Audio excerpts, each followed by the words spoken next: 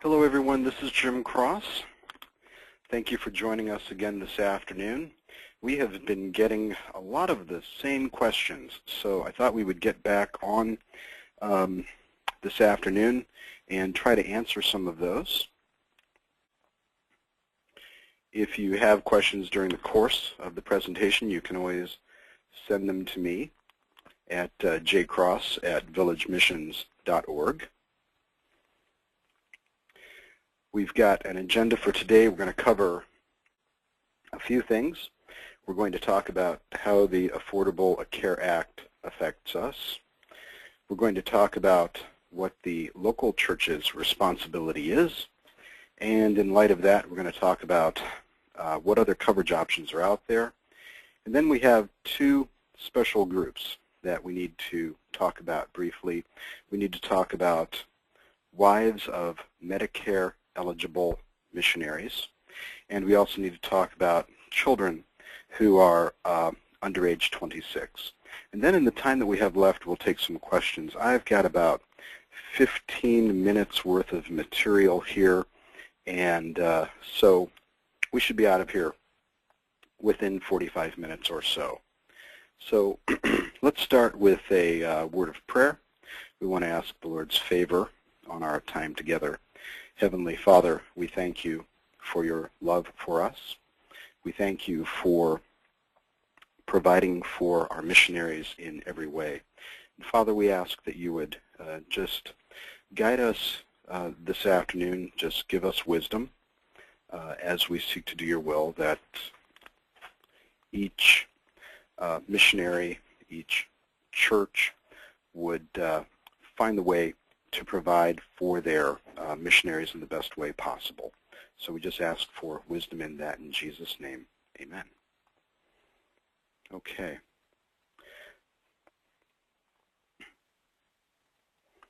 Let's see. Before I continue, I would just like to make sure that you can all hear. If you can hear me, just go ahead and let me know in the questions panel.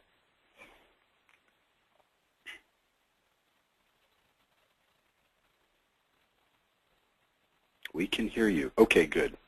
Good, good. All right, it could be louder. Well, I will try to speak up a bit. All right. Good. So let's move on. We're going to be talking about Village Missions and the Affordable Care Act.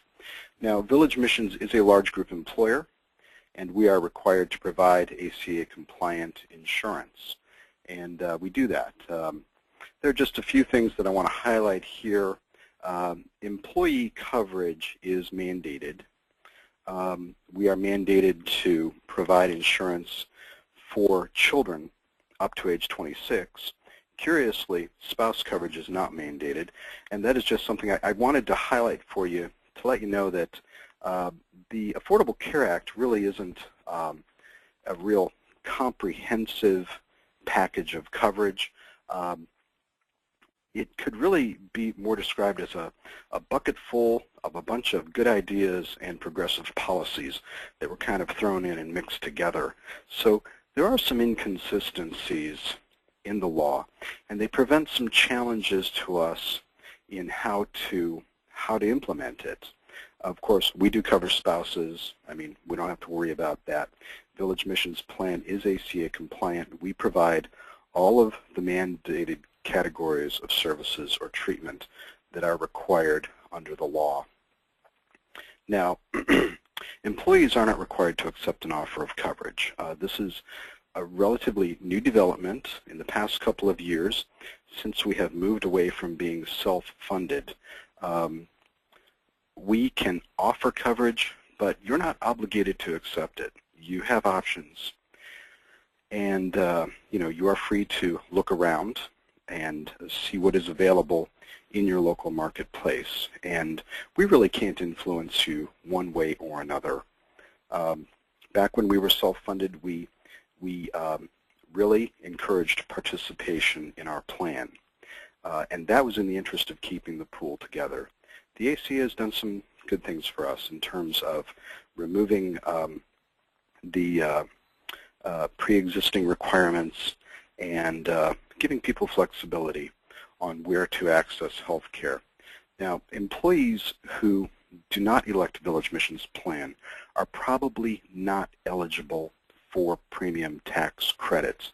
We want to make that clear. There has been some discussion in the past year or so. The United Methodist Church has been leading the discussion in this area, where last year the big question for their denomination was who counts as the employer. Is it the ministry, the local church where they are appointed, or is it the clergy members' conference? They have received some guidance from the IRS. In February, the IRS released its final rule regarding employers' responsibility, and they haven't given us a whole lot to go on. Essentially, that rule instructed churches to use a reasonable, good faith interpretation standard in identifying employers within their organization. Now, the United Methodist Church's situation is a bit different than ours. We can look at it, but we really cannot take guidance from it. Their Book of Discipline, originally published in 1784, asserts that the minister is not an employee of the conference, the denomination, or the local church. We, Village Missions, does not make such an assertion. Our missionaries are regular common law employees who file taxes as clergy. Village Missions recruits, screens, trains, hires, and places the employees. So we really can't take a lot from the United Methodist Church's issue, their situation. So we are seeking a legal opinion. We have a relationship with a lawyer who is well versed in church law, and we've asked them to look at this situation for us and perhaps provide some further guidance. For right now, though, I just want to emphasize that if you're out there looking at exchange plans, you're probably not eligible for premium tax credits, and I wouldn't count on them. Okay, so let's look at the other side. We want to look at the local church responsibility. The local church responsibility is defined in the agreement that was drafted when you first came on board with Village Missions. We know it as VM&U. And there's a phrase in VM&U. It says, one of the responsibilities of the local church is to fund the mission-provided benefits package, the medical, life, and disability. That requirement, that expectation for the local church still holds true. There's a little hang-up on the language mission-provided. That really doesn't apply anymore. We've had a little bit of discussion recently on whether or not we should amend VM&U. And right now we're thinking, let's leave it alone for the time being, because the ACA can change. The whole ACA is very much in flux. Its future is in doubt, and our hope is that perhaps between the Supreme Court and Congress, perhaps they will take some teeth out of the law and return some more discretion to individuals and employers to determine how they should go about accessing health care. So for right now, VM&U is just going to remain status quo. One important point that I want to make clear regarding local church responsibility is that employers can no longer make non-taxable payments for individual coverage. This is a huge change. It was not done in the ACA. It was a regulatory interpretation, and hopefully this is something that will not stand. For years and years and years, employers have always been able to reimburse employees for individual health coverage.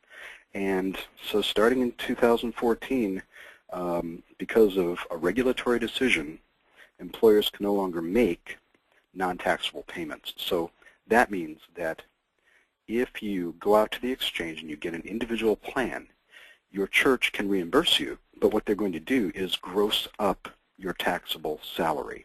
It's going to result in more taxable salary to you. And that may not be much of a burden.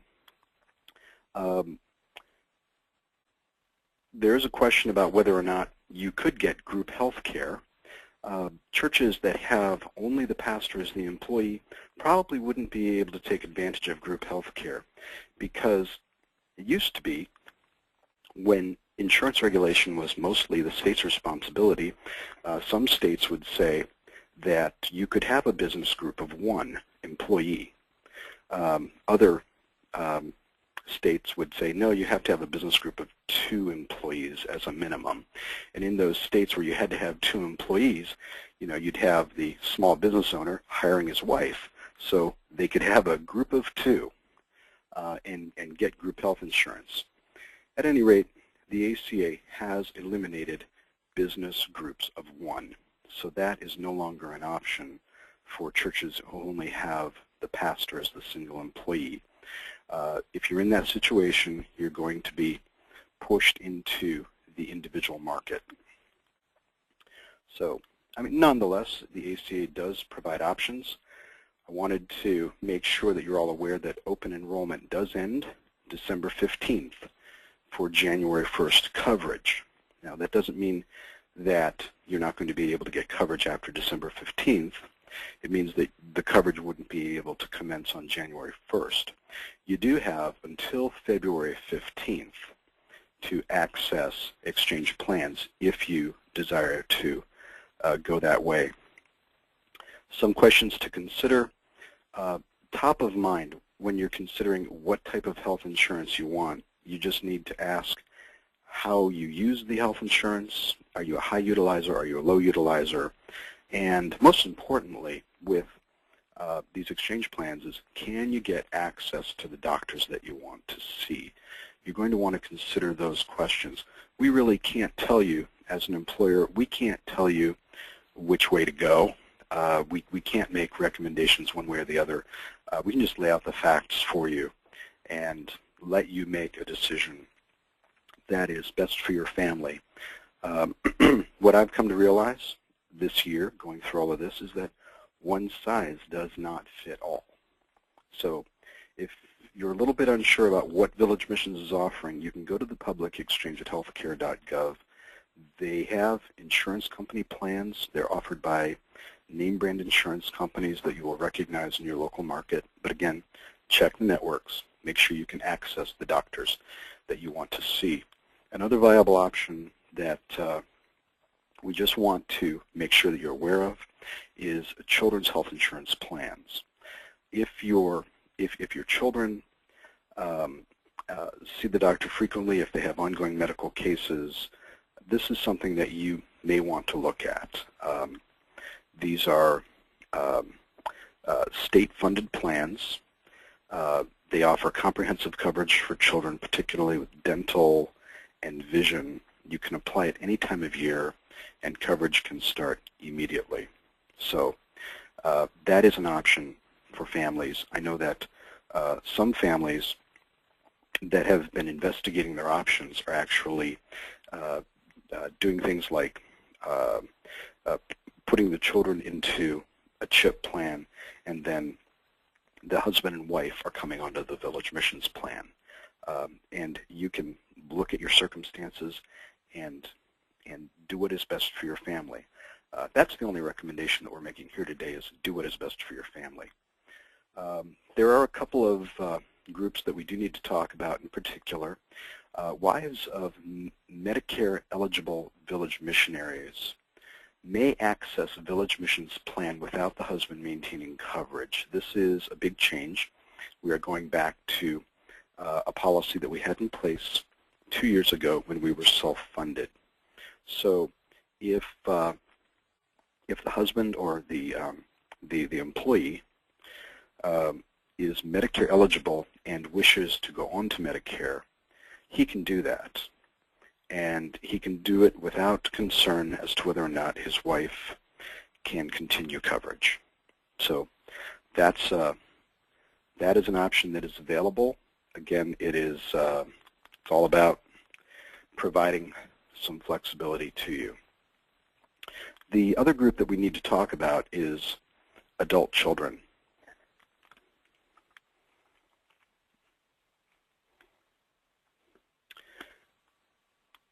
We have a gap in coverage. I was just checking the sound here. Somebody lost the sound, but I think we're okay. Okay. The Affordable Care Act will require that any child under age 26 be covered. It really doesn't matter if the child is your dependent, whether they are working full-time, whether they are in school. It can be any child under age 26, and it can be any child even if they have another offer of coverage through an employer. It doesn't matter. The ACA wants us to offer that coverage.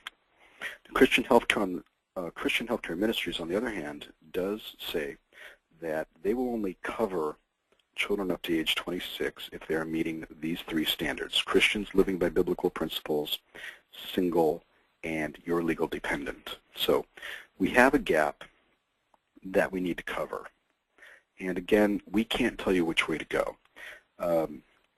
If you believe that your best option is for this child to be on Village Mission's plan, then what will happen is the Village Mission's pool, will pay the premium to Christian Healthcare Ministries to make sure that the child has coverage.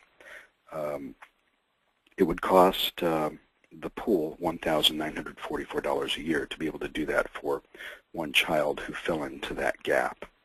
But the thing that we need to emphasize here is that the gap must be covered. So if you have a child who is not your legal dependent, but we are required to provide coverage for based on the law, I would just want to highlight the options that are out there.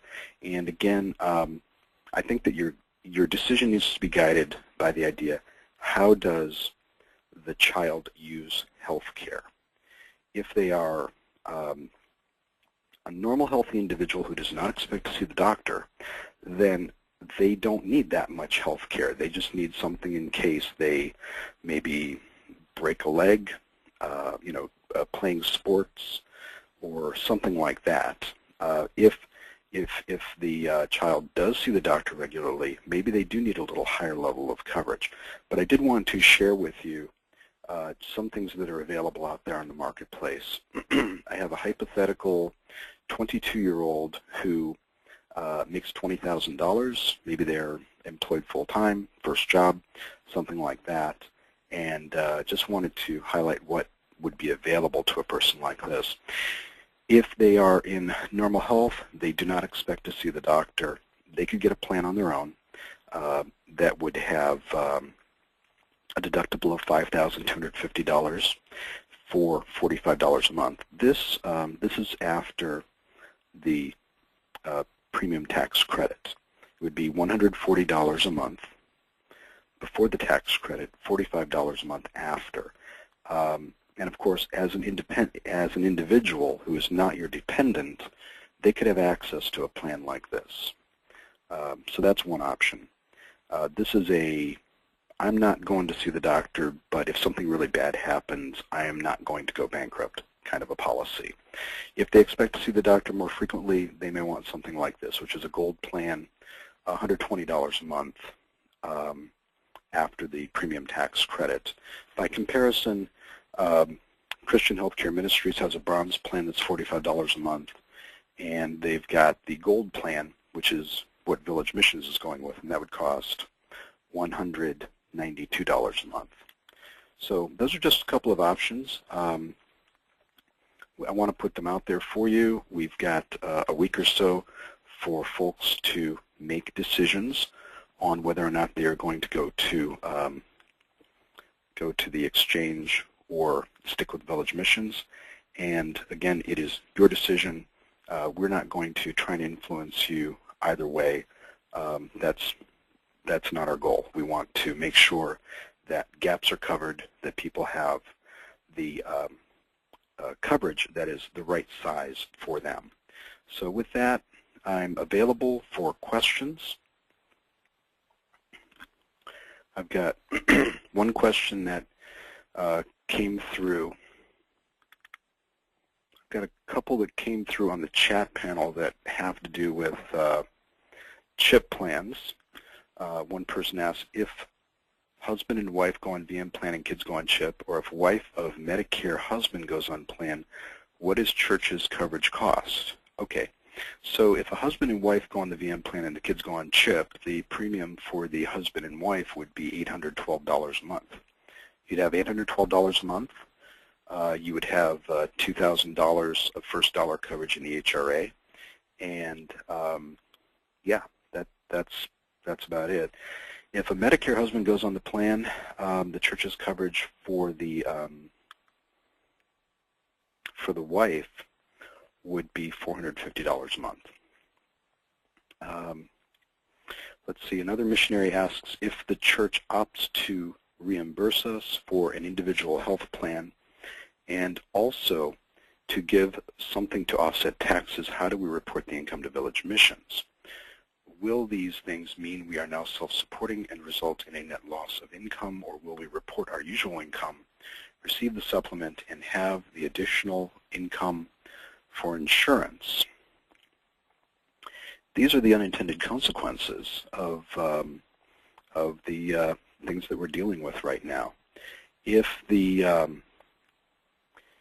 church reimburses you for an individual health plan, you are looking at an increase in income technically, but the mission does require the church to provide the health insurance. So you would continue to report what the church pays for the health insurance as health insurance on your monthly report, and not as items paid by the church. So it would not be included in the supplement base. If they give you something to offset the taxes, you know, that is additional income.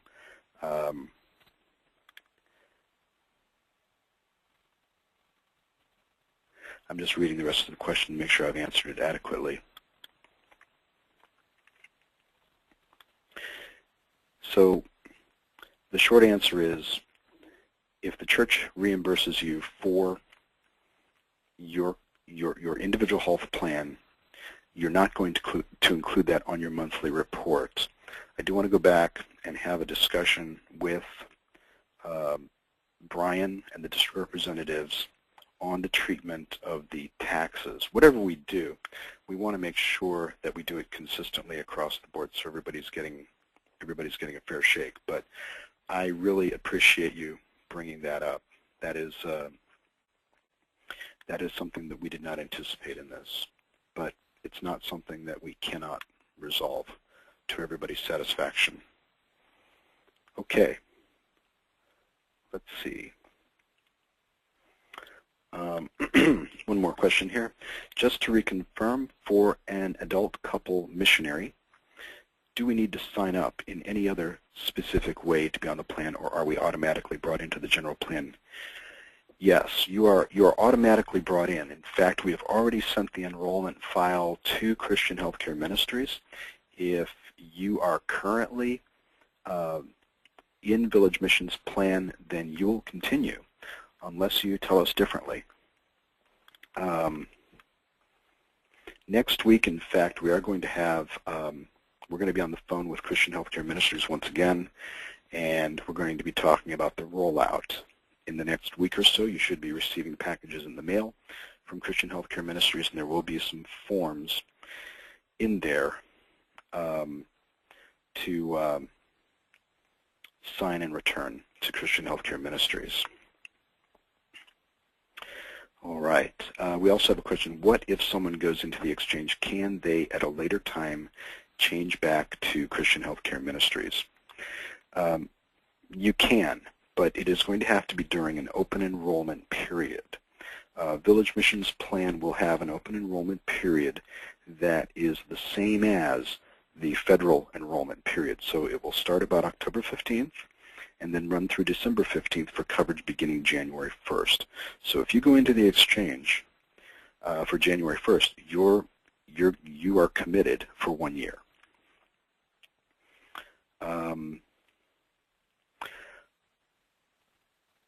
Would our adult child, age 20, who files their own taxes, need to pay $192 for VM coverage? The law, the good old ACA, also does not allow us to charge extra for a family plan. So if you want your child on the VM coverage and they don't qualify under the CHM standards, Village Missions is going to buy an additional unit at $192 a month for that child. So to get to your question, how do we collect the $192? I know that a lot of families who want to see their kid on the VM plan are also not going to want to see the pool pay the $192 a month. And what we need to do is just receive that $192 a month as a gift, as a free will offering to the employee benefit plan. The employee benefit plan can accept gifts, and we're not going to bill for it. We're not going to keep track of it. We're just going to trust you to send it in as a free will offering. Okay. My friend Mike McWinnie, I will call him out because I know he'd appreciate that, but he just asked about penalties, question mark. Okay. Mike, if you could elaborate. Oh, he asks, can we then accept a free will offering as well? Yes, absolutely. Okay. Yeah, no, that's a great idea, Mike. You can accept a free will offering from your children. That's a great idea. All right. We have another question. Do you anticipate that for a couple in good health with no children, that the cost would be more beneficial to stay with the missions policy or seek our own? Again, that has to do with how you utilize health care. But honestly, I think that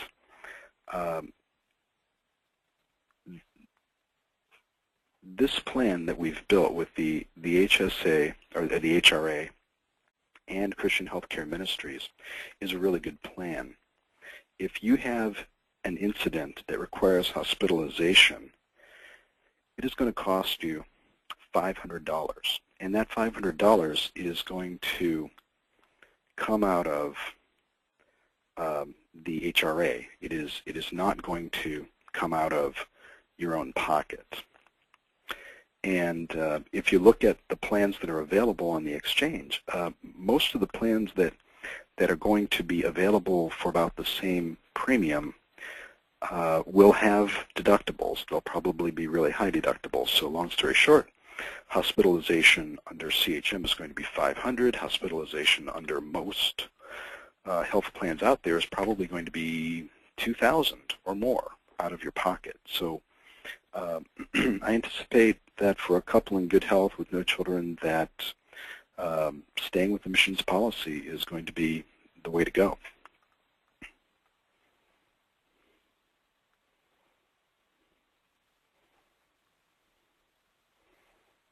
Okay. All right. Okay. Mike McWinnie clarified his question. Thank you. If we go to exchange and return from, if we go to the exchange and return to Christian Healthcare Ministries, is there a penalty? There is no penalty, but you will not be able to get in. If you go to the exchange, you're going to be in there for 12 months. Enrollment for Village Missions is not going to be available to you. The only way that you can enroll in a plan, in an employer-sponsored plan, outside of the enrollment period, is to be a new hire. So, you know, new hires come in on the first of the month after they are hired. Anyone else has got to wait for the open enrollment period. Okay, so we've got a question. So for an adult child who does qualify for CHM, there is no additional charge to the mission or missionary. Yes, that is correct. An adult child who does qualify under the CHM standards, we're just talking about your regular old college student, or someone who is maybe, not in school but not working and just seeking the Lord's will for their life. They qualify. They qualify for Christian Healthcare Ministries, and there is no additional charge for that child. Okay. Asking about accidents involving ATVs, boats, etc.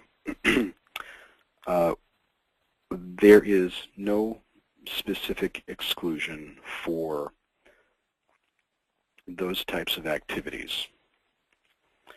There will be exclusions for, I would say, the adrenaline junkie style sports, parachuting, scuba diving, crazy stuff, but your run-of-the-mill recreational activities like riding an ATV or a boat, those are not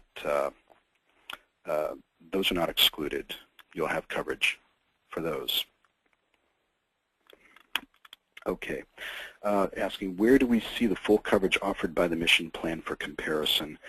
I would recommend that you view the webinar that I did with Terry Lawrence a couple of weeks ago, and I will send out the link for that once again. But Terry does a really good job of covering what is covered under Christian Healthcare Ministries, and then I did a follow-up talking about the HRA. We do have some plan documents that we have received from the lawyer in draft form today. We're reviewing those on Friday, and we'll have those available for you next week. There's no surprises. I think we've covered the essential elements of the coverage in the past two webinars. So if you view those, you should be able to make a good comparison between the Village Missions plan and what is available on the exchanges.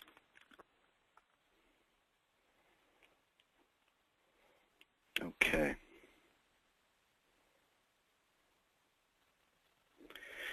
Let's see. If we've come to the end of our questions,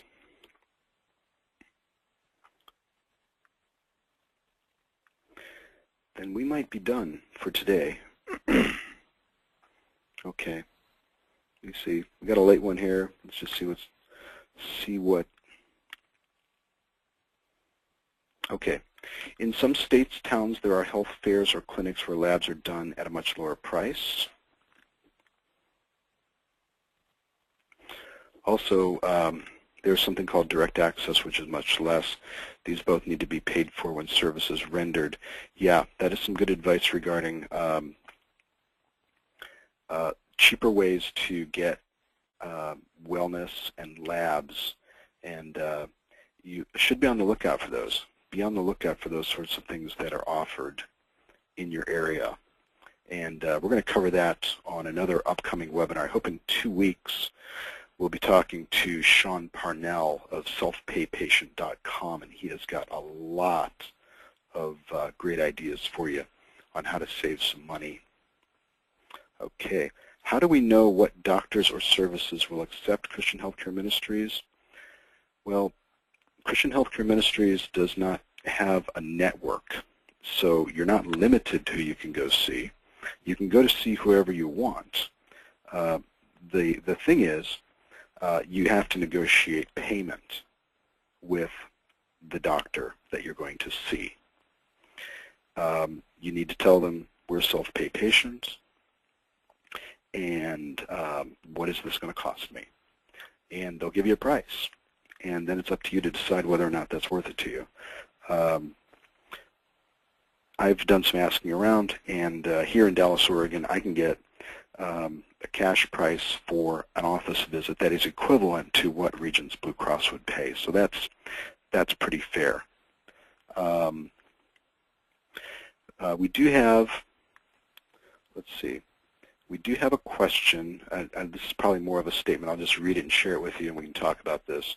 Beginning to wrestle with the ethical implications of having the parents of a family join VM's plan and having the kids use state-covered insurance, can you give us some thoughts on how this would go along with the biblical idea that the church should do its best to take care of its own rather than relying on unbelievers to care for us?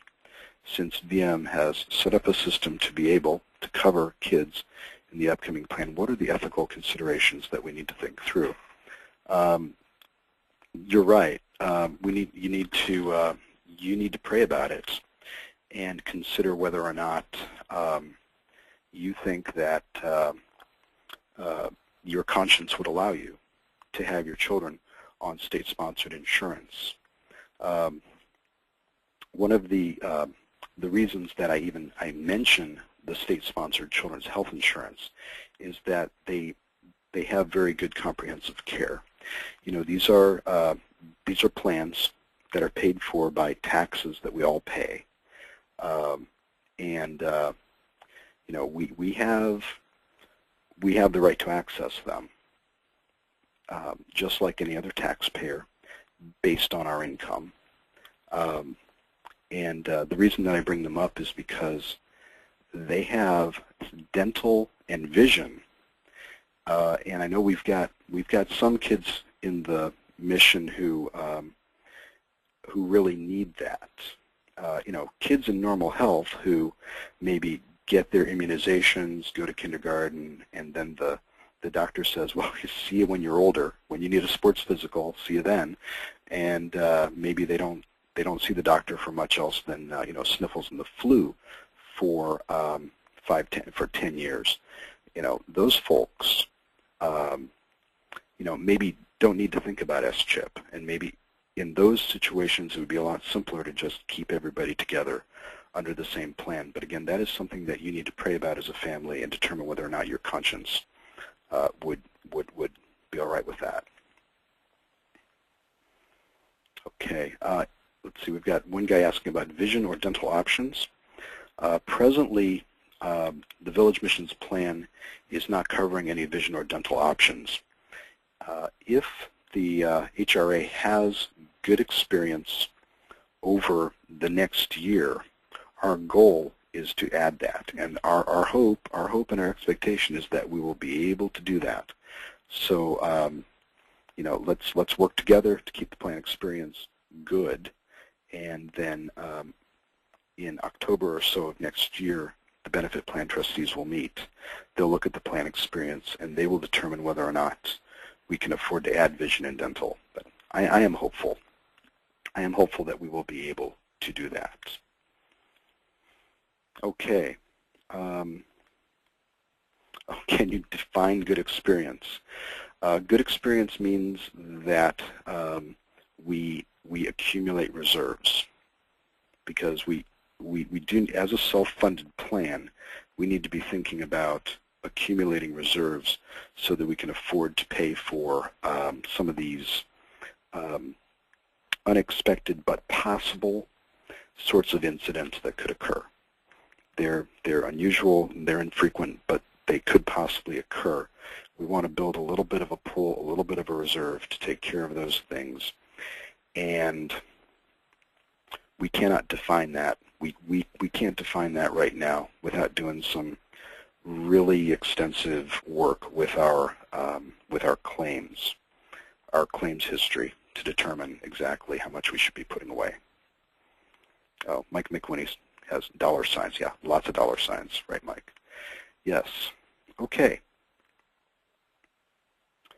Can you explain again what the church will pay for the missionary in total, CHM, HRA prescription? I will run this down for you quickly, but again, the webinar from last week will be most helpful to you. It's only 20 minutes long, so I will send out the links for all of those again. If anyone has questions, they're welcome to watch them again, and you're welcome to share them with your board members also, and anyone else who is concerned, who wants to know what we're doing. Just go ahead and share those webinars with them. Okay. The church is going to pay, in total, they're going to pay $450 for singles, $812 for couples, and $1,100 for families. Of that, a portion is going to go to pay for the CHM premium, it's $192 for singles. That is going to go to CHM. And then on a monthly basis, there's going to be $200 that is going to go into the HRA. Part of the HRA is going to be set aside for wellness care. Part of it is going to be set aside to pay for that $500 personal responsibility payment for CHM in the event that you have a medical incident that requires that you pay the $500. And then another portion is going to be set aside as first dollar coverage. So the first dollar coverage is going to pay for visits to the doctor. It's going to pay for your prescription copay. That's a thumbnail sketch of what the church is going to pay, and there's a lot more detail in the webinar. Someone is asking us to tell us again about tax credits if we opt to go outside of CHM. Yes. Right now, in all likelihood, village missionaries will not qualify for premium tax credits because Village Missions offers an ACA compliant plan, and Village Missions is the employer. So that's the long and the short of it on premium tax credits. We have asked for a legal opinion. Right now that's just my opinion, which isn't worth much, but we're going to get a legal opinion, something that'll stick, something we can stand on, and we'll share that with you when we have it. Okay, and somebody's asking, will church pay Village Missions if the VMer goes with his own plan? No. If you choose your own plan outside of the mission, then the mission is out of the loop, really, and the church will most likely reimburse you. If you're a church where you're not in a group and you're the only employee, it's going to be an individual plan, and there is going to be some tax implications. Okay. If a missionary, next question, if a missionary wants their children to be on a if a missionary wants their children to be on a CHIP plan, will the church pay the premium for the children? That is a good question. Again, a CHIP plan is an individual plan. I think that the church should pay the premium. When we look at a church budget and the funds that are available to pay for missionary health coverage, the money's there. So they should be grossing up the missionary's salary to help reimburse for the premium. It's an individual plan. It's going to have to be paid by the missionary. Even if the church writes the check directly, there's still going to be tax implications. Okay, another question. This is about an adult child. Adult child has not been to the doctor in several years. Are you saying that it would be better for him to go on this plan, this other plan, rather than the VM plan? Again, that is your choice, but one of the guiding questions that you have to ask is, how do we use health care? If he's a regular guy in normal health and he never expects to go to the doctor, then he should be buying the cheapest thing available to cover him in case he has some sort of catastrophic medical incident. That's to help you and him avoid bankruptcy. That's the best advice I have for you, and you can take it from there. Honestly, I think for a regular, young, healthy guy to be paying for Village Missions plan is a waste of money. It's just not the best use of his resources. He'd be a lot better off picking up either CHM or an exchange plan for $45 a month. Okay.